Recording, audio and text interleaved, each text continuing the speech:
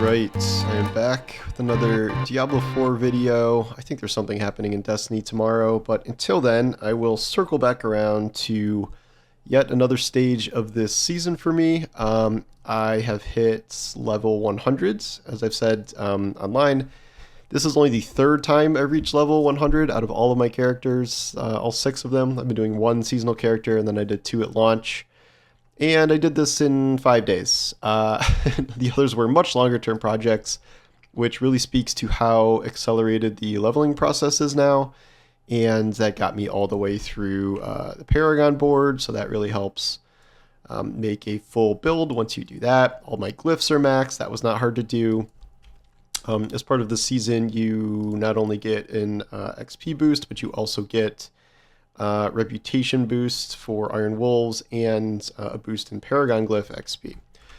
So I also finished the Battle Pass, which was my secondary goal. So I thought getting to level 100 and level 90 in the Battle Pass was like kind of it for me. That's all I needed to do. But I find myself continuing to play because I do somewhat like the endgame loop here, even though I know it's seasonal, it's all going away, blah, blah, blah. But like what they've come up with here is still pretty fun.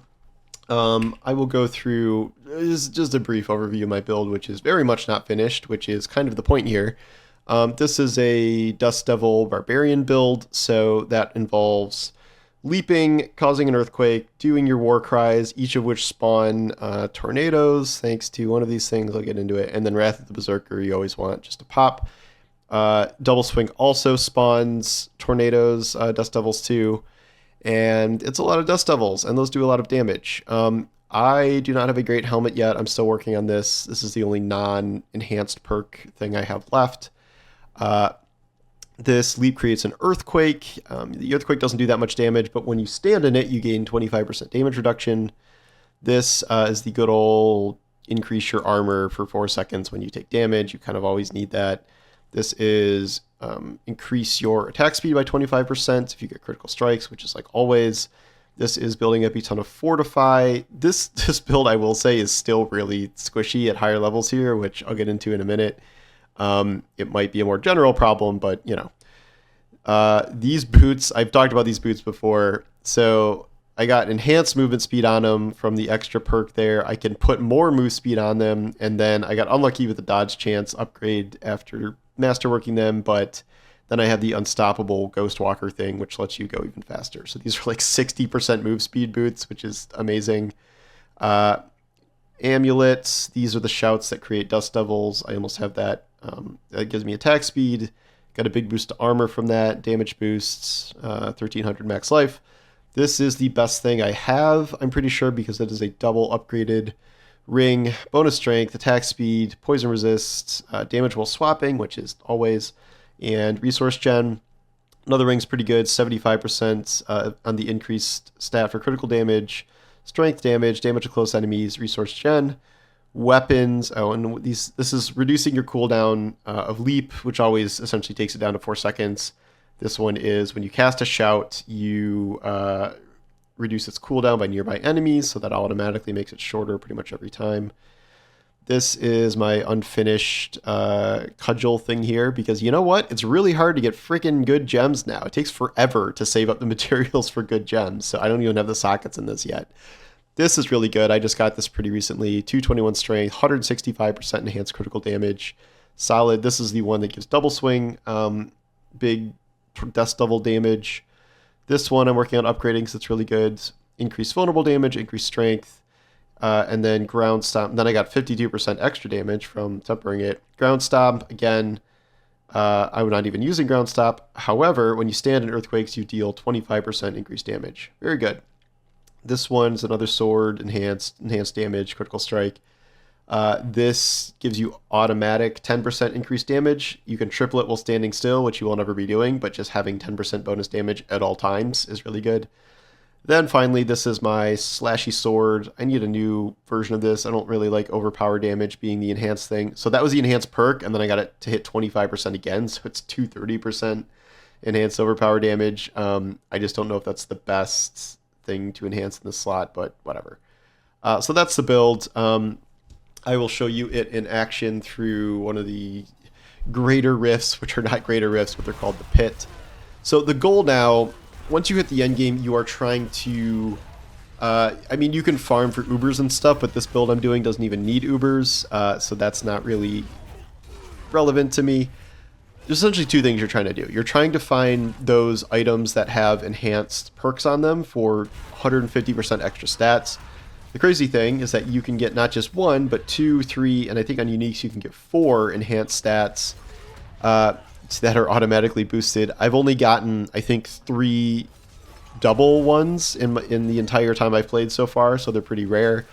I think maybe that chance goes up the higher level content you do, but at a certain point you're sort of maxing on what you're able to achieve. Then what you do is your existing gear, you are taking it up to Masterwork level 12, which I don't know how much that increases your power in each piece of gear, double, triple, because every time you Masterwork a level, all affixes get 5% increase in stats, and then every 4 levels you get a 25% boost in one random stat. So the point is, if you take something from 0 to 12, it's like becoming dramatically more powerful. However, you need to farm those materials, and there are different tiers of the pits where you have to get past a certain point where those materials drop. I am only in tier 2 right now, getting so I could get to theoretically, I think, 8 out of 12. And then I'd have to farm crazier high levels, which I do not think I physically am able to do.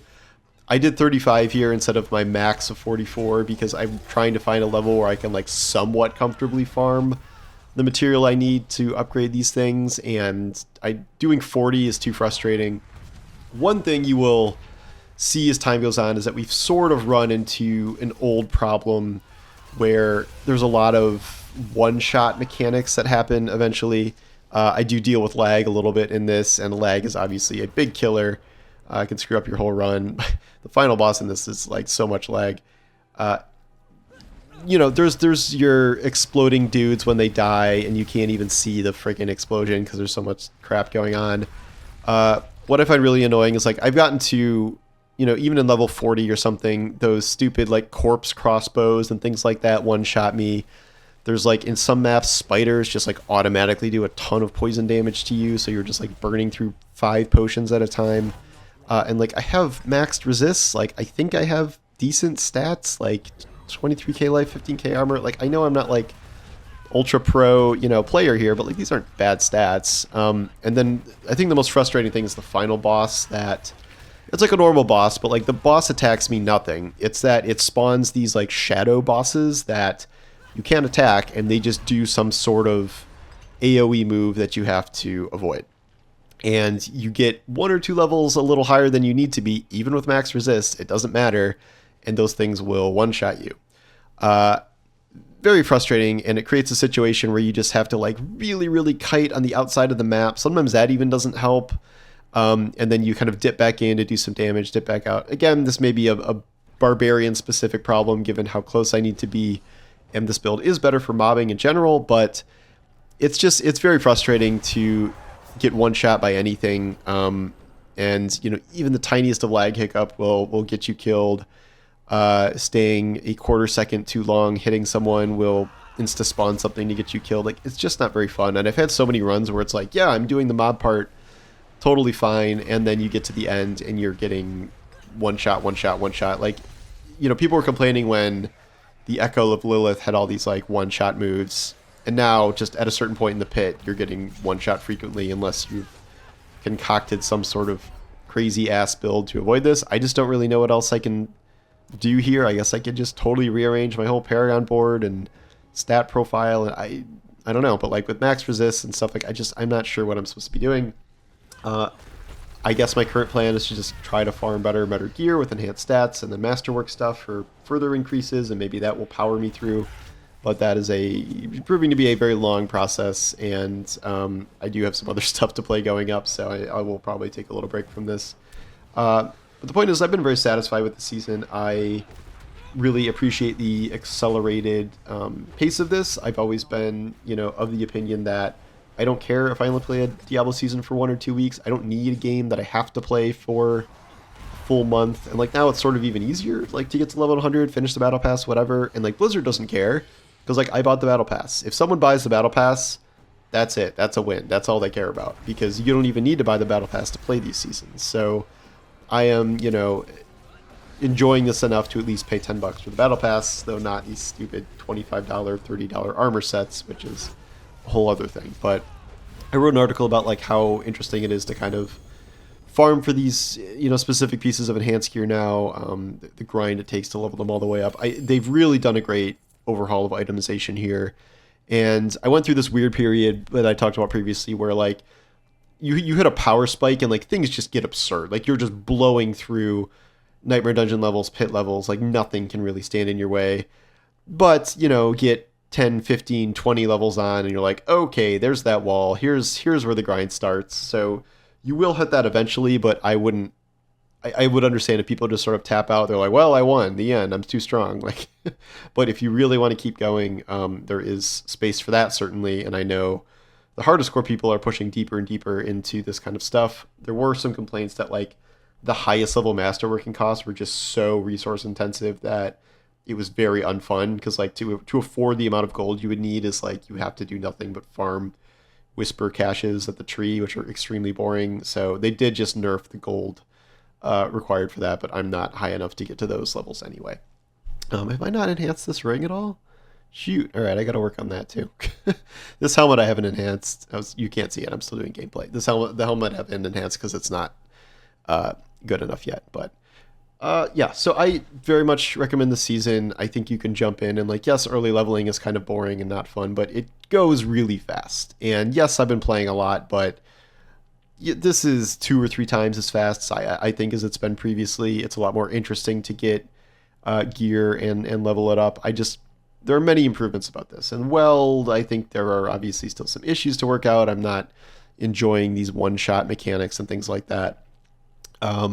It's more fun than it's not fun, certainly. And I am impressed with what they've done here in terms of, and like you don't even have to just run the pit. Hell Tides are rewarding. Like you're still looking for world bosses. You can farm the Uber bosses. This is the strongest I've ever been to like I can just 2-shot Duriel and Endariel. But again, there's now a system where you can fight level 200 versions of those bosses to get even better loot, even a greater challenge. So they really put in a bunch of endgame stuff now here, like truly.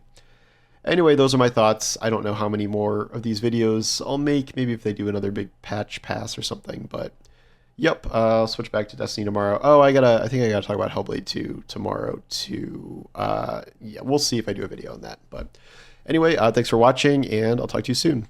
Take care.